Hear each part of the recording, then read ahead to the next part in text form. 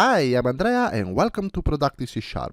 In this video, I want to explain how property patterns works in C# 8. Let's start with an example and then we're going to refactor this example using property patterns. So I have a class person with a name, an age, is subscribed property and an address. An address only contains a state. And a state can be Italy or United Kingdom or anything else if you want to add it. It's an enum. I define a list of people, one person with that is not subscribed, one person that is Andrea with age 34 and it lives in Italy, Michela age 29 that lives in Italy, and Mike age 40 that lives in United Kingdom. Then I use a method calculate for each person, passing a price of 100, and this method calculates a discounted price. So it's basically the program is printing the discounted price for a certain good for each of this person. And we're going to do some logic that calculate this discounted price based on the properties of each person. And I already have this logic using classic if statements. And let me quickly describe what this does. So if the person is null, we return 0. If the person is not subscribed, there is no discount, so we return the full price. If the person lives in Italy and the age is less than 30, then it gives a 80% discount, otherwise a 30% discount. If he lives in the United Kingdom, you get a 50% discount, otherwise no discount. Fairly basic. Let me run this code, let's see how it looks at runtime and what it's printing. So Daniel spent $100, Andrea spent $70, Michela spent 20, and Mike 50. Okay. In C# 8, you can now use pattern matching to match a person based on a particular values of the properties. So let's see how you can use pattern matching directly in the if, and then we're going to refactor this code to use the switch expressions to make it even more compact. Okay, so you can write this code, this not subscribed code, using a pattern matching like that. Person is, and in order to do pattern match, you need to use the curly braces like that, and then you specify the property you want to match. In this case, it is subscribed, and then colon false. So this code compile, and basically say that this expression will be true if the person match this property pattern. The property pattern said that is subscribed property should be true, should be false. And that's basically how it works. Of course, in this case, I definitely prefer the other syntax because it's a lot more compact. But in more advanced cases, the property pattern can simplify the code. So let's try to apply the property pattern to each if statements and then combine. Alright, so how can I do the property pattern here to match the state? Person is. So the interesting things about this particular expression is that it's now going inside address. Property patterns support recursive patterns, so you can basically go deep. You can say address, and then you can use another curly braces to say, okay, state need to be Italy, something like that. So this is another pattern that match all person that coming from living in the state of Italy.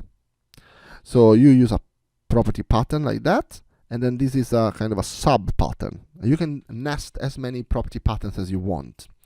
And the other code is fairly simple because it's just replacing Italy with United Kingdom.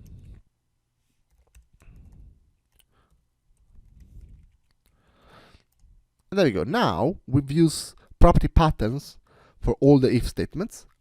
We can combine all of that using a switch expressions that also support property patterns. So let's do that. I can do a return person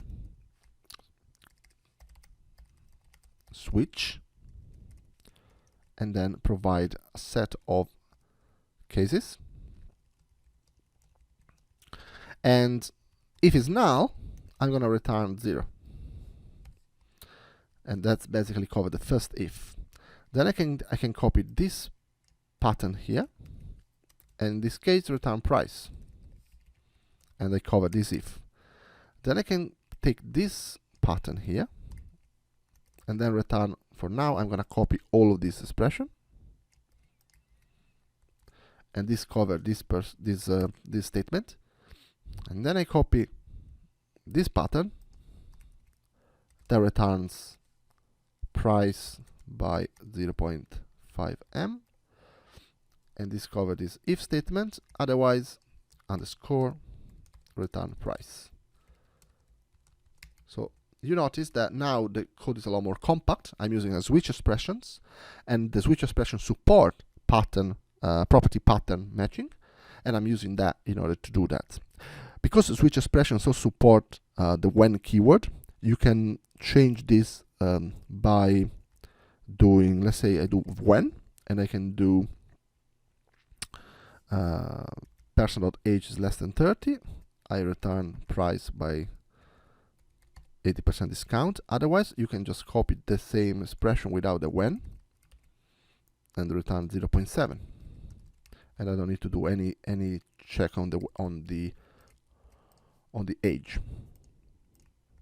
Okay, so it depends based on what you want, the syntax you want to use, but in this case you can use the when keyword in the switch expression. However, here I'm still using person.age. One of the things you can do using the property patterns is to capture variables to be used in the pattern itself. So what I can do is I could say I want to capture age in a variable age, and then I use the variable in the expression as well. So you can do that as well. So instead of matching to a particular value of a property, you are actually capturing that value, and you can use it as part of your expression. And this is pretty much it. That's what property patterns are. That allows you to compactly write in a single expression a complicated matching logic, and can be useful to make code simpler in some situations. Sometimes it doesn't. So I definitely recommend you to always consider readability as the most important things in your code base. So if something can be used to make the code more readable, use it, otherwise not. So it's definitely up to you. For example, there's one way of doing this code, like instead of doing null here, I could do open bracket and square bracket and then return 0 like that. That would be equivalent. That means if the code is no, like that would be equivalent. So if you use open curly bracket and close curly brackets, this match to everything that is not null, and then return the price, otherwise 0. So for example, this one for me is less readable because it's not very clear that matching that means non-null. So I much prefer what I had before, where I actually match directly null at the top. So that is more explicit. So it's always important to make sure you use the syntax that makes the code more readable. But that's pretty much it. So pattern matchings, property pattern matching in C#8 allows you to match a type based on particular property values, and also allows you to do this recursively, and allows you to capture variables along the way while you do the matching, so that you can use them in your calculations. Thank you very much for watching.